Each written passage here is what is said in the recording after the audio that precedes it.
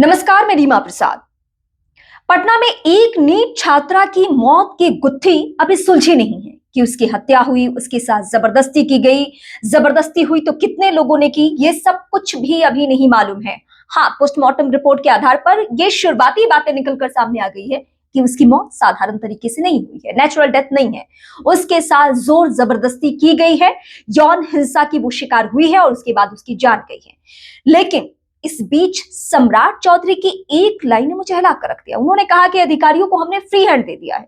तो मेरा सवाल गृह मंत्री सम्राट चौधरी से, उस सम्राट चौधरी से जो अपने आप को नेक्स्ट योगी या बिहार के योगी साबित करने की कोशिश में लगे रहते हैं, उनसे ये सवाल है कि आपने किस पुलिस अधिकारी को ये फ्री हैंड दिया है? उसको जो जांच हुए बगैर ही, शुरुआती जांच में कुछ भी नहीं दिख रहा है, अभी पोस्टमार्टम रिपोर्ट आना बाकी है, उसके पहले ही आपके एसपी साहब कह देते हैं, ऑन द स्पॉट निपटारा करते हैं कि नहीं नहीं, उसकी तो नशे की गोली या नींद की गोली खाने से जान गई है।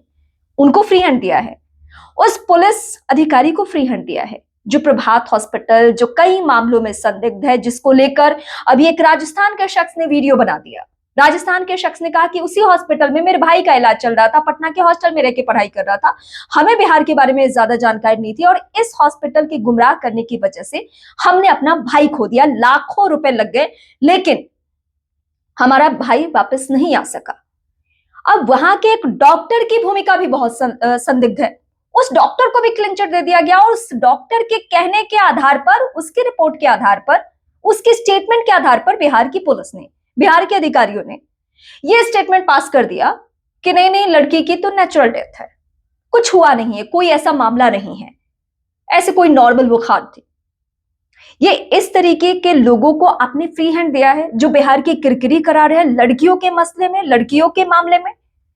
आपके बिहार में चुनी हुई सरकार ही महिलाओं की सरकार है और उस सरकार को किसी महिला के मामले में, किसी बच्ची के मामले में जो नाबालिग है, एक और एंगल सुन लीजिए, उस बच्ची की उम्र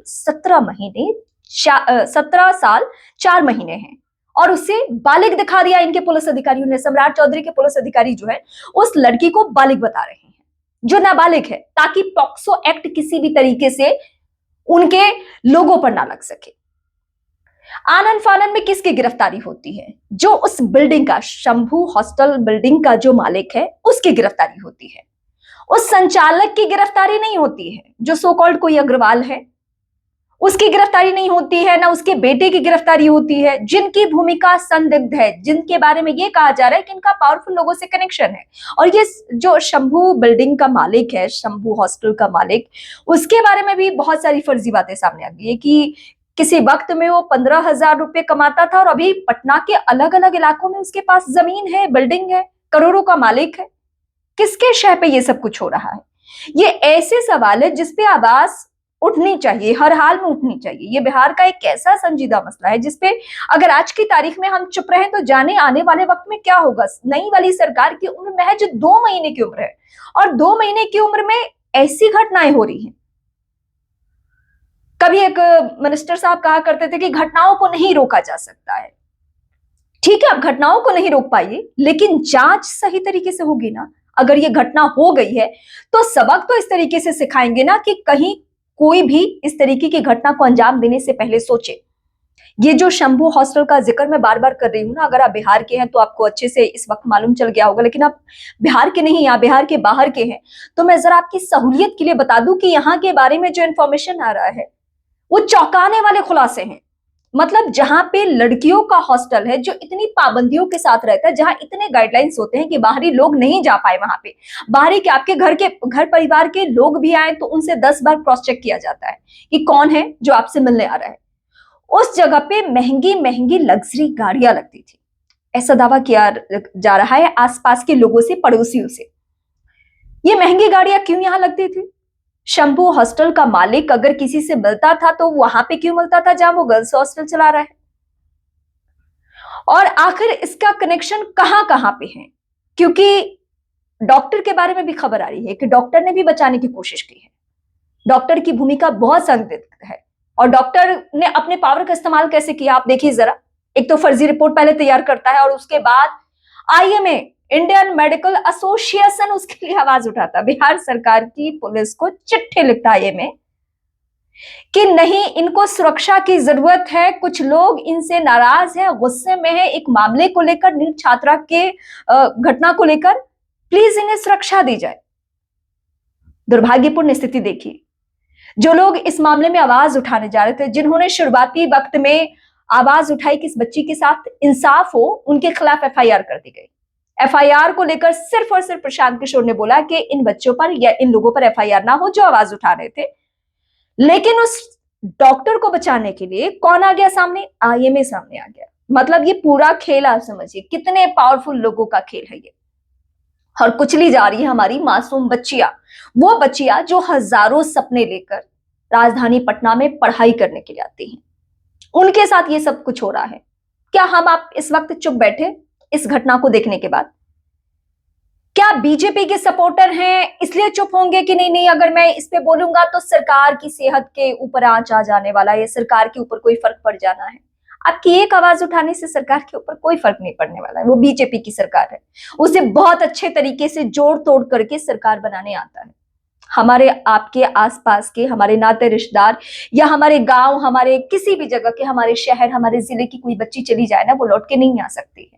उसके लिए हमारी आपकी जिम्मेदारी है कि हम बोलें।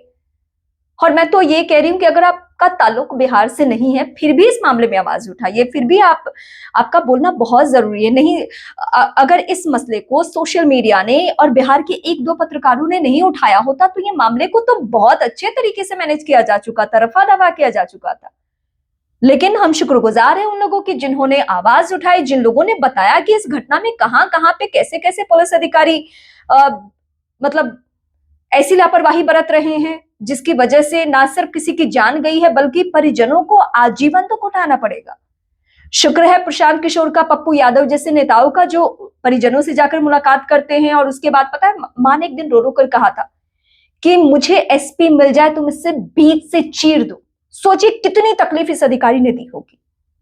ये मोटी मोटी किताबों में क्या पढ़ाई करके जाते हैं, और ये मतलब देश का सबसे मुश्किल कॉम्पिटेटिव एग्जाम क्लियर करके ये लोग एसपी आईएएस बनते हैं, और संवेदना नाम की चीज नहीं है इनके पास। एक बच्ची के साथ ऐसा कुछ हो भी जाए, अपने ये एसपी साहब अपने घर में जाकर अपनी माँ, अपनी बेटी, अपनी बहन, अपने पत्नी से कैसे आंखें मिलाते होंगे भाई?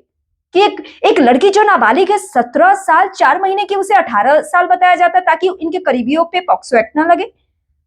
डॉक्टर जो लापरवाही में कुछ भी स्टेटमेंट देता है उसके आधार पर ये कह देते हैं कि लड़की नशे की गोली की वजह से उसकी जान चली गई।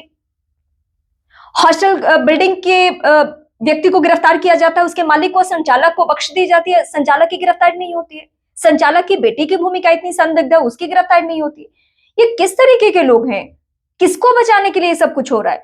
सम्राट चौधरी साहब, आप योगी हैं या नहीं है वो अलग का मसला है, लेकिन प्लीज इस मामले में ये जो आपने फ्री हैंड दिया है ना जिन जिन अधिकारियों को, उन पे नजर बनाए रखिए और इनके ऊपर भी विभागीय कार्रवाई करवाइए, इनके ऊपर भी आप एक्शन लीजिए। इनको वो सटिंग पोस्ट में भेजते हैं ना, इनको हटाइए यहां से। ये पटना में रहने लायक ही नहीं है। जब तक रहेंगे ना, ये लोग पटना का नाक काटते रहेंगे, ये पटना का नाक डुबोते रहेंगे, बिहार को शर्मसार करते रहेंगे अगर इस तरीके के अधिकारी रहे तो। आप इन्हें फ्री हैंड मत दीजिए, आप इन्हें कहिए कि हम अपने अधिकारियों पर नजर बनाए हुए हैं, तब ये सही तरीके से काम करेंगे। फिलहाल आपके जहन में बिहार के इन अधिकारियों को लेकर जो भी सवाल हो, बेहिचक रखिए। हम सबकी जिम्मेदारी है कि इन सब का पोल खोलें।